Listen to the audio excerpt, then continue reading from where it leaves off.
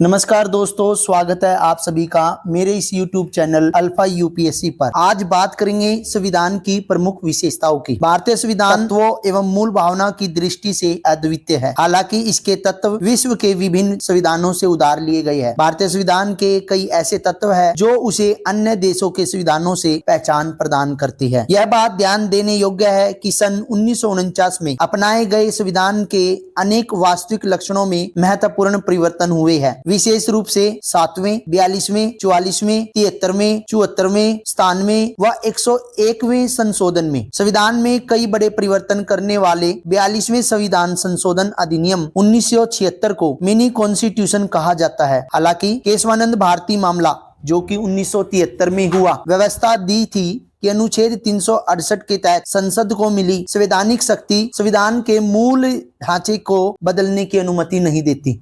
यदि बात करें संविधान की विशेषताओं की, तो संविधान के वर्तमान रूप में इसकी विशेषताएं निम्नलिखित है। यदि पहले नंबर की विशेषता की बात करें, संविधान सभा की विशेषताएं। देखिए, भारत का संविधान जो है सबसे लंबा लिखित संविधान माना जाता है। संविधान को दो वर्गों में विभाजित किया जाता है, जैसे कि अमेरिका का संविधान और अलिखित जैसे ब्रिटेन का संविधान। भारत का संविधान विश्व का सबसे लंबा लिखित संविधान माना जाता है और यह बहुत बड़ा, समग्र और विस्तृत दस्तावेज है। मूल रूप से 1949 संविधान में एक प्रस्तावना, 395 अनुच्छेद जो कि 22 भागों में विभक्त है, 8 अनुसूचियां थी। वर्तमान में यदि बात करें 2019 की, तो इसमें एक प्रस्तावना 470 अनुच्छेद 25 भागों में विभक्त है और 12 अनुसूचियां है। सन 1951 में हुए विभिन्न संशोधनों ने करीब 20 अनुच्छेद व एक भाग नंबर 7 को हटा दिया और इसमें करीब 95 अनुच्छेद, 4 भाग जैसे कि 4 क, 9 क, 9 ख और 14 क और 4 अनुसूचियां 9, 10, 11 और 12, इन सभी को जोड़ा गया। विश्व के किसी अन्य संविधान में इतने अनुच्छेद और अनुसूचियां नहीं हैं। भारत के संविधान को विस्तृत बनाने के पीछे निम्न 4 कारण हैं। भौगोलिक कारण, भारत का विस्तार और विविधता, ये एक। दूसरा ऐतिहासिक, और इसके उदाहरण के रूप में भारत शासन अधिनियम 1935 के प्रभाव को देखा जा सकता है, क्योंकि यह अधिनियम बहुत ही विस्तृत था। जम्मू कश्मीर को छोड़कर केंद्र और राज्यों के लिए एकल संविधान और संविधान सभा में कानून विशेषज्ञों का प्रभुत्व। संविधान में न सिर्फ भारत के शासन के मौलिक सिद्धांत बल्कि विस्तृत रूप से प्रशासनिक प्रावधान भी विद्यमान हैं।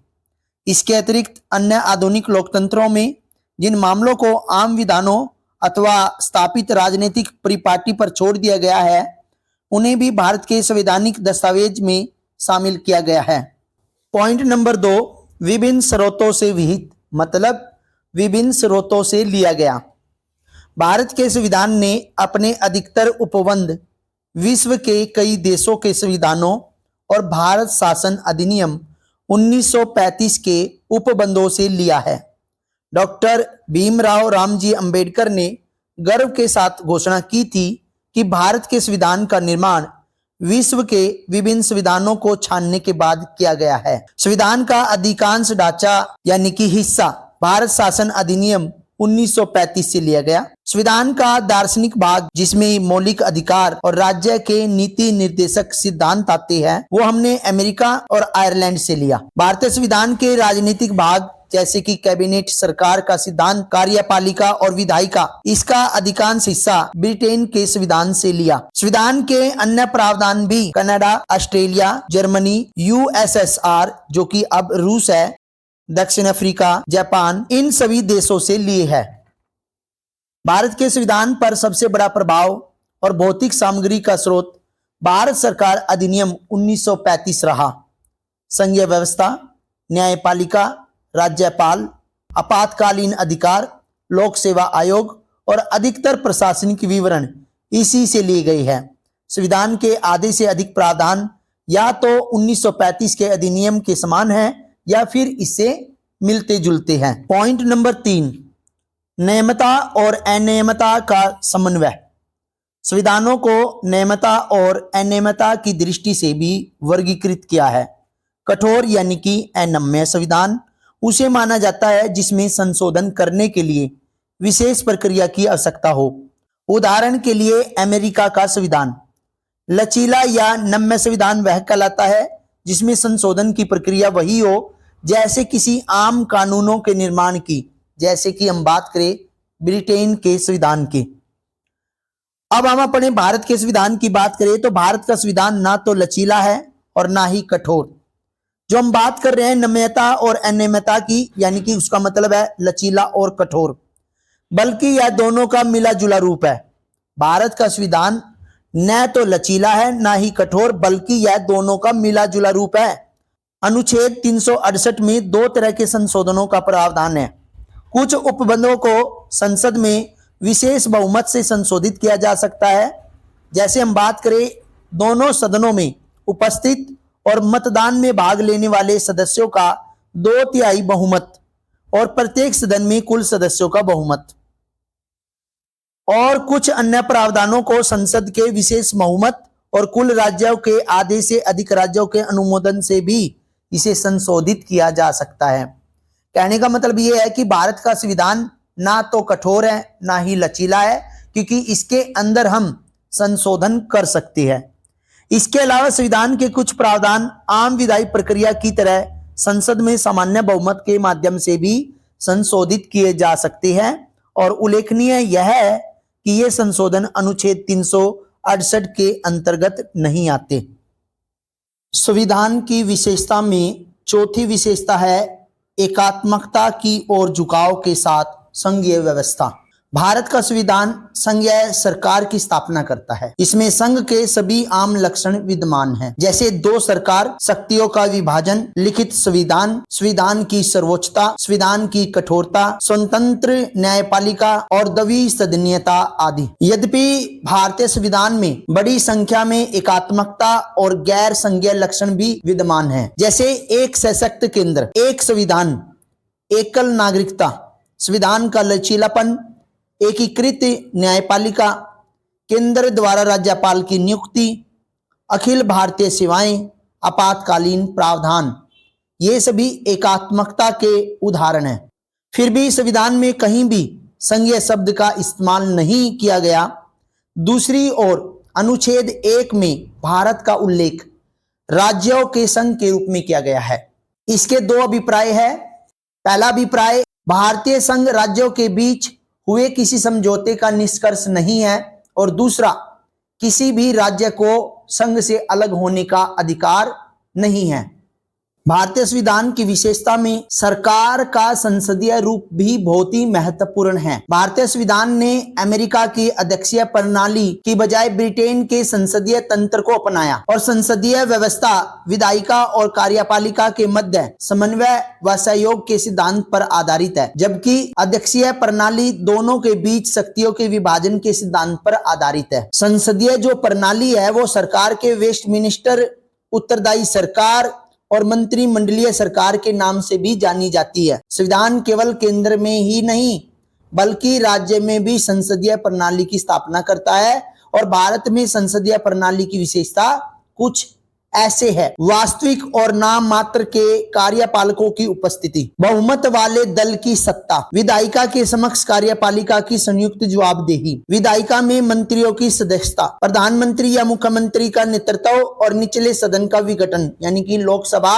अथवा विधानसभा का। हालांकि भारतीय संसदीय प्रणाली बड़े पैमाने पर ब्रिटिश संसदीय प्रणाली पर आधारित है, फिर भी दोनों में कुछ मूलभूत अंतर है। यदि हम उदाहरण की बात करें तो ब्रिटिश संसद की तरह भारतीय संसद संप्रभु नहीं है। इसके अलावा भारत का प्रधान निर्वाचित व्यक्ति होता है, जबकि ब्रिटेन में उत्तराधिकारी की व्यवस्था है। किसी भी संसदीय व्यवस्था में, चाहे वह भारत हो या ब्रिटेन, प्रधानमंत्री की भूमिका अत्यंत महत्वपूर्ण हो गई है, जैसा कि राजनीति के जानकार इसे प्रधानमंत्री सरकार के नाम से भी जानते हैं। भारतीय संविधान की विशेषता में संसदीय संप्रभुता एवं न्यायिक सर्वोच्चता में समन्वय। देखिए, संसद की संप्रभुता का नियम ब्रिटिश संसद से जुड़ा हुआ है, जबकि न्यायपालिका की सर्वोच्चता का सिद्धांत अमेरिका के सर्वोच्च न्यायालय से लिया गया है। जिस प्रकार भारतीय संसदीय प्रणाली ब्रिटिश संसदीय प्रणाली से भिन्न है, ठीक उसी प्रकार भारत में सर्वोच्च न्यायालय की न्यायिक समीक्षा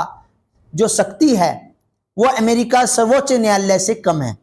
ऐसा इसलिए क्योंकि अमेरिकी संविधान में विधि की नियत प्रक्रिया का प्रावधान है, जबकि भारतीय संविधान में विधि द्वारा स्थापित प्रक्रिया है, जो कि हमने अनुच्छेद 21 में बताई है। इसलिए भारतीय संविधान निर्माताओं ने ब्रिटेन की संसदीय संप्रभुता और अमेरिका की न्यायपालिका सर्वोच्चता के बीच उचित संतुलन बनाने को प्राथमिकता दी। एक और जहां सर्वोच्च न्यायालय अपनी न्यायिक समीक्षा की शक्तियों के तहत संसदीय कानूनों को असंवैधानिक घोषित कर सकता है, वहीं दूसरी ओर संसद अपनी संवैधानिक शक्तियों के बल पर संविधान के बड़े भाग को संशोधित कर सकता है। यह हमारे भारत का एक विशेष गुण है।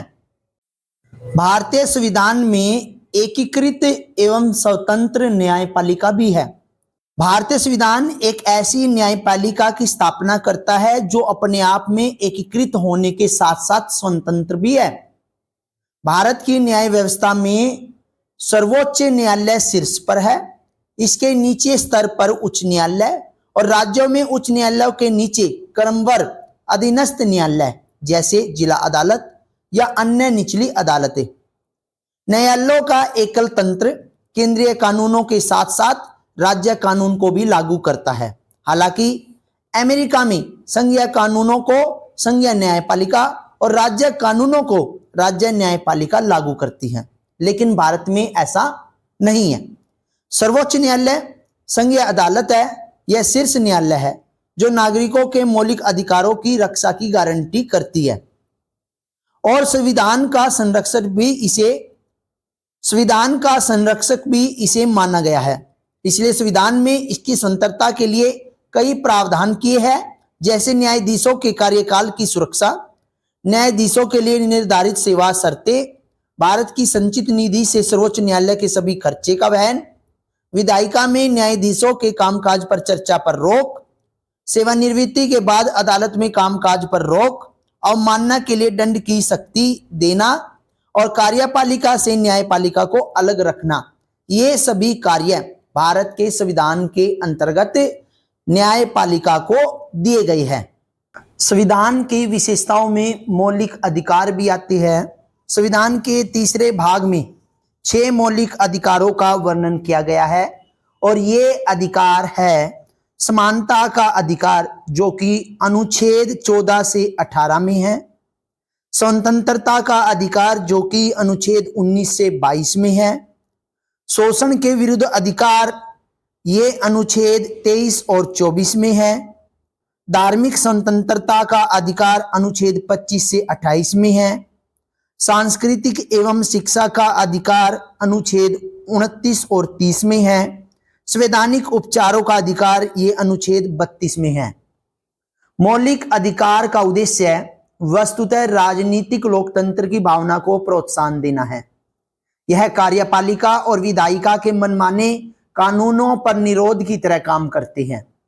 उल्लंघन की स्थिति में इन्हें न्यायालय के माध्यम से लागू किया जा सकता है और जिस व्यक्ति के मौलिक अधिकार का हनन हुआ है वह सीधे सुप्रीम कोर्ट यानी कि सर्वोच्च न्यायालय की शरण में जा सकता है, जो अधिकारों की रक्षा के लिए बंदी प्रतिरक्षीकरण, प्रामादेश, प्रतिषेध, अधिकार परीक्षा और उत्प्रेषण जैसे अभिलेख या रिट जारी कर सकता है।